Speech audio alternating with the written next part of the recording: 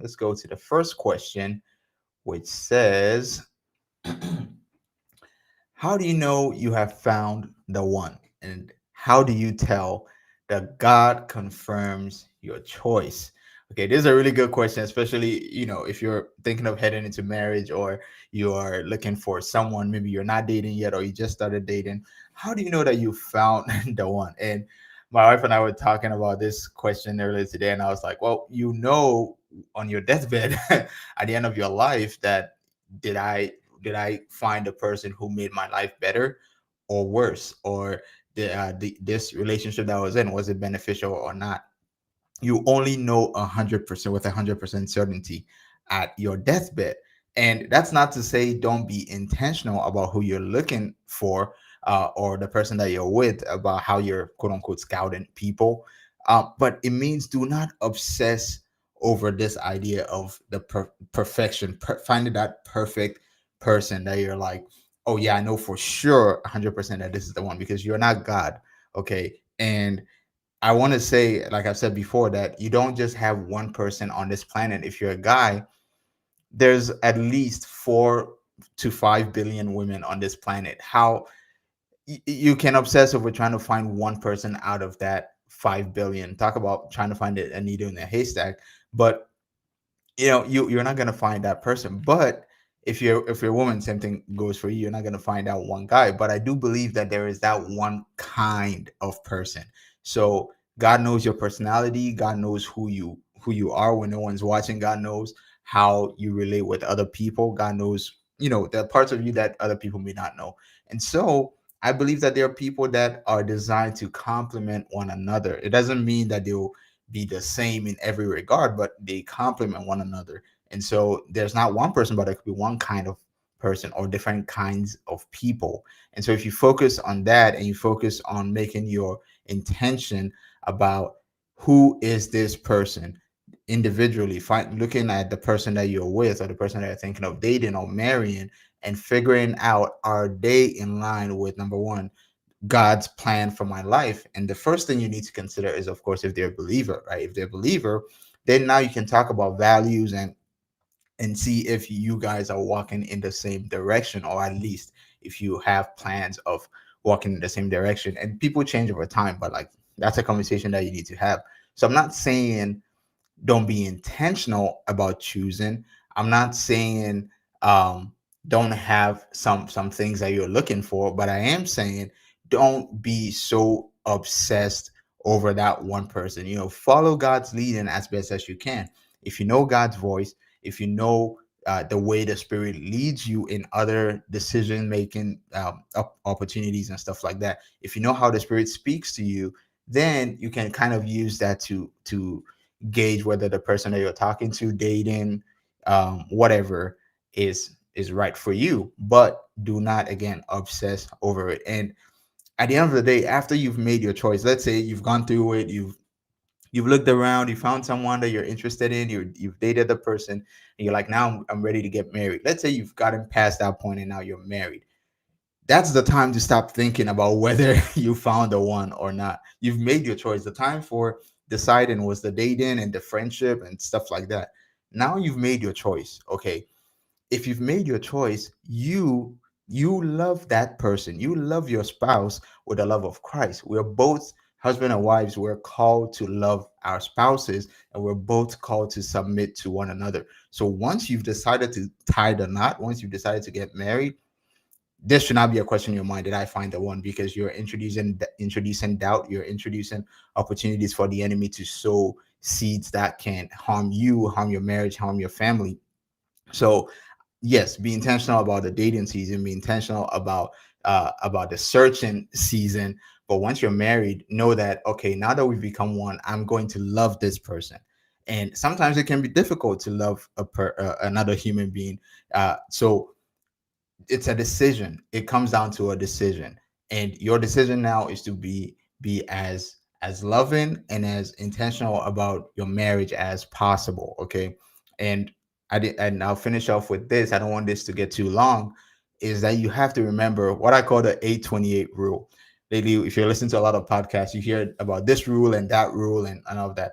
I like the 828 rule, and it's from Romans chapter 8, verse 28, which says, and we know that all things work together for good to them who love the Lord, to those who are called according to his purpose. So you have to understand that, yes, make the best decision you can given the information you have. You won't know everything about the person, but you can make decisions based on what you do know. Okay, is the person following Christ? Is the person a believer? Is the person centered on the gospel? Even if they're not, that's something that can be worked out. But you need to get some baselines right. And if you do that, then understand that after you've made your decision, everything works out for good. So you might even feel at some points, I mean, maybe I wish I didn't end up with this person, or I wish we didn't get married early, or I wish we didn't get married later, or whatever decisions, and this doesn't even only apply to marriage, whatever decisions you've ever made in your life, even if you're regretting those decisions, know that God works everything out for good.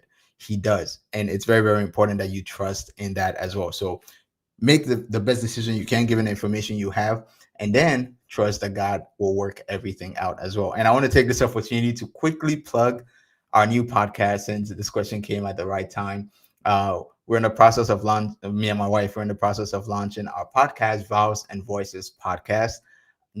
Today's Wednesday, so next Thursday, November 2nd, it will be live on all your podcast platforms. So hey, that's just a little plug if you want to know about our opinions on certain things about marriage and stuff. We just want to keep talking about marriage in that aspect, and on that platform. So if you're into podcasts, you can check out the Vows and Voices podcast. A little birdie told me that even though we're launching next Thursday, the first episode is live right now. So hey, if you want to check it out, you can you can do that. All right. No questions about this so far. Let's see. Let's go to the next question.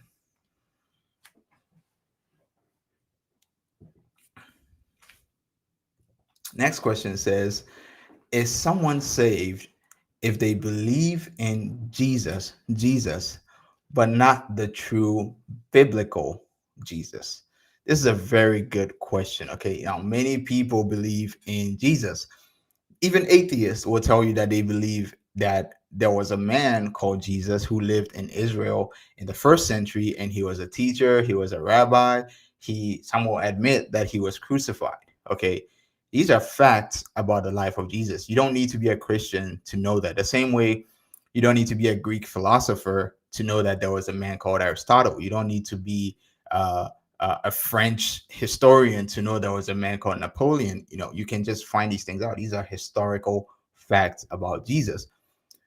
But there are other historical facts about Jesus that are very crucial to be saved. You have to believe those historical facts to be saved. And we're going to look at a verse in a second, but understand that even atheists believe that Jesus existed. So that one crucial thing you need to believe is that Jesus is the Son of God, not was a teacher, not was a rabbi, is, because he's alive today. He is the Son of God. And how did he prove that he's the Son of God? By rising from the dead. Okay, where I come from, Ghana, West Africa, there's this legend, if we want to call it that, of this. We call them fetish priests, and what that basically means is they are traditional.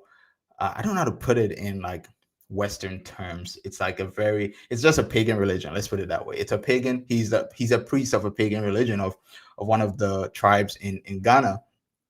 And the legend goes that he said he was about to go get the keys of death.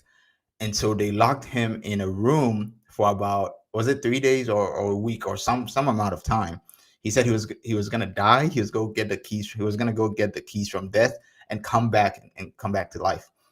I don't need to tell you how that went. He never came back. So that's how you prove that you're God. When you lay your life down and take it back up, the conversation is over. You're God.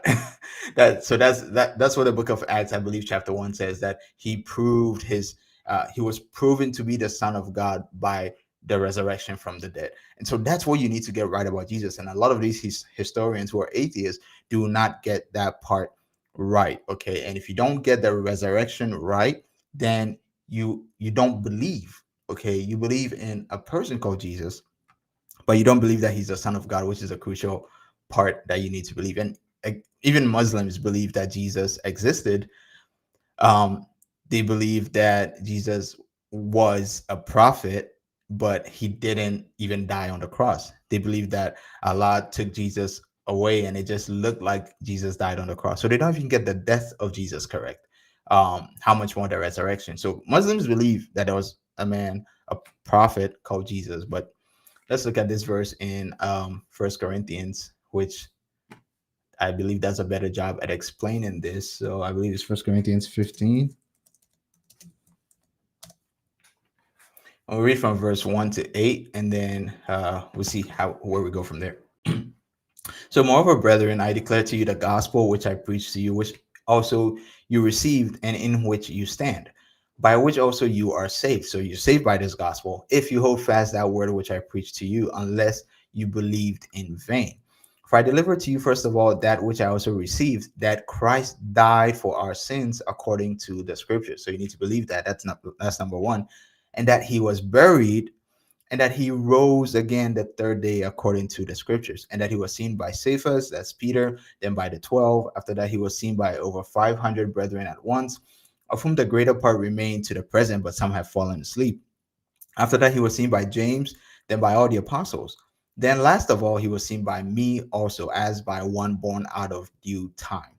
Okay, and then Paul talks about being the least of apostles, but we skip to verse 14, and Paul says, and if Christ is not risen, then our preaching is empty, and your faith is also empty.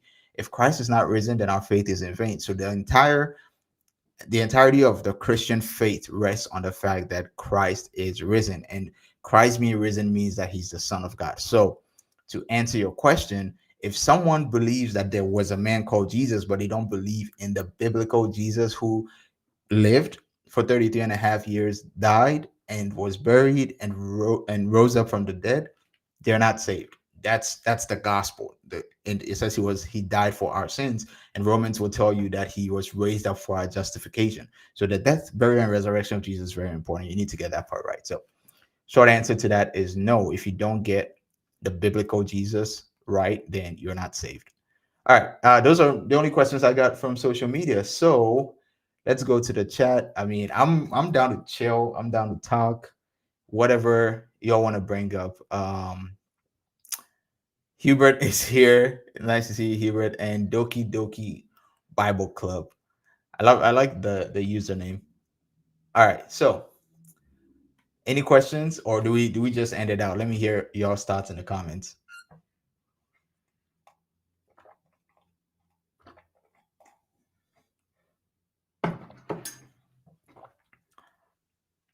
All right, Hubert.